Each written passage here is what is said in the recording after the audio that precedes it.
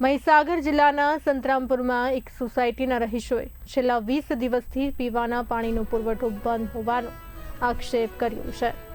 પાણીના અભાવે રોજિંદા જીવન પ્રભાવિત બન્યું હોવાનું જણાવી સ્થાનિકોએ તાત્કાલિક નિયમિત પાણી પુરવઠો શરૂ કરવાની માંગ કરી છે।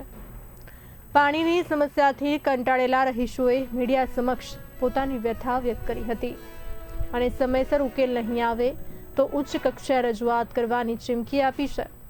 હવે સંતરામપુર નગરપાલિકા અને વહીવટી તંત્ર આ ફરિયાદ અંગે શું પગલાં ભરે છે તેના પર સ્થાનિકોની નજર મંડાઈ છે।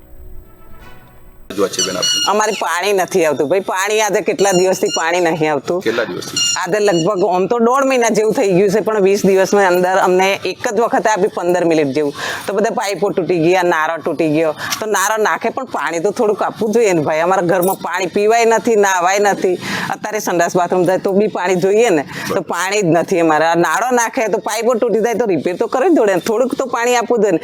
2 વખત તો અમે જાતના પૈસા ટેન્કર લાયા, ટેન્કર લાયા, તો ટેન્કર થી કેવી રીતે ચડાવવું, ઉપર કેવી રીતના ચડાવવું એમ। રાતના 2:30 વાગે ટેન્કર આવે। બોલો, અમારી મુખ્ય પાણીની સમસ્યા છે। લગભગ મોસ્ટલી ચોમાસું શરૂ થયું ત્યારથી પાણીનો પ્રોબ્લેમ છે। પાણી હમણાં છેલ્લા લગભગ 20-25 દિવસથી પાણી આવ્યું જ નથી અમારી સોસાયટીમાં। આ શું કહેવાય, ગેસની લાઈનવાળાએ પાઇપ ખોદીને એને બગાડ્યું, એટલે ત્યાં લીકેજ થઈ ગયું છે, એટલે એના લીધે પાણી નથી આવતું। આગળ જે પેલા નાળા નાખે છે તો એ ખોદીને બધું ખરાબ કરી નાખ્યું છે। તો પાણીવાળાને પૂછે છે તો કહે છે કે આ બધું રિપેર થશે ત્યારે પાણી આવશે। પાણીનો અત્યારે મનુષ્યોને મેઇન વસ્તુ પાણી છે જીવન જરૂરિયાત માટે। જો પાણી જ ના હોય તો લોકો કેવી રીતના પોતાનું જીવન વ્યવસ્થિત ચલાવી શકે। અત્યારે પીવાનું પાણી નથી તો વાપરવાના પાણીની તો વાત જ નહીં ને।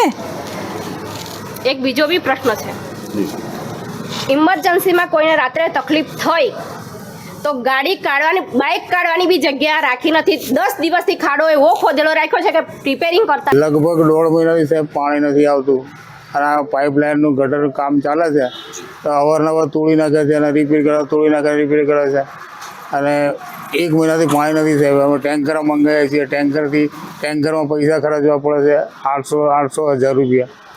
એટલે જેમ બને એમ સાહેબ પાણી અમને આપો તો બહુ સારી વાત છે, એવી રજૂઆત છે। શું આ બાબતે તમે પાલિકામાં તપાસ કરી, કયા કારણથી પાણી નથી આવતું?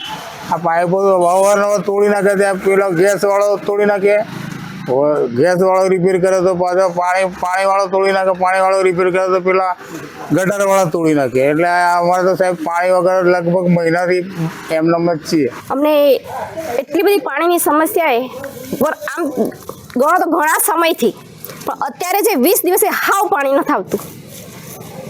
પેલા કેવું કરતા કે પાણી આવે તો એ અડધો કલાક આવે, અને સમય તો ક્યારે જિંદગીમાં મારા 20 વર્ષથી મેં પાણીનો સમય નથી જોયો અહીંયા કે આ ટાઈમે જ પાણી આવે। ટાઈમ તો હોય નહીં, બધી સોસાયટીમાં પાણી ટાઈમ ટુ ટાઈમ આવે। અમારી સોસાયટીમાં ક્યારે વારો એમનો ક્યારે છે અમને અમે રાહ જોઈને થાકે, ફોન કરે ફોન બી નહીં ઉપડતું કોઈ।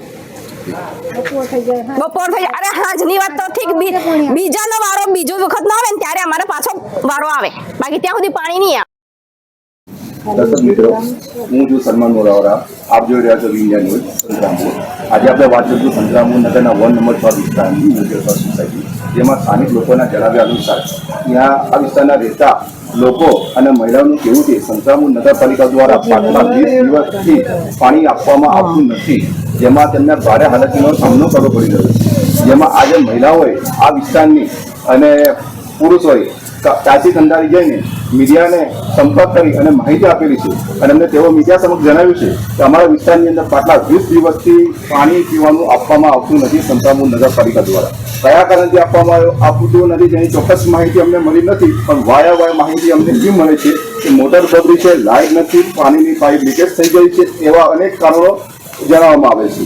જેથી સ્થાનિકોનું કહેવું છે કે આ બાબતે વહેલી તકે અમારા વિસ્તારની અંદર રેગ્યુલર અમને નગરપાલિકા દ્વારા પાણી આપવામાં આવે। જો આવનારા સમયની અંદર જો અમારી આ બાબતે અમારી સમસ્યાને ધ્યાને તંત્ર લેવામાં નહીં આવે અને જો પાણી નહીં આપવામાં આવે તો અમે આ બાબતે જરૂર પડશે તો અમે ઉચ્ચ કક્ષાએ અમે રજૂઆત કરીશું। જેથી આવનારા સમયની અંદર આપણે જોવાનું રહ્યું કે આ વિસ્તારના લોકોની જે માંગ છે એ તંત્ર દ્વારા ધ્યાને લેવામાં આવશે કે નહીં।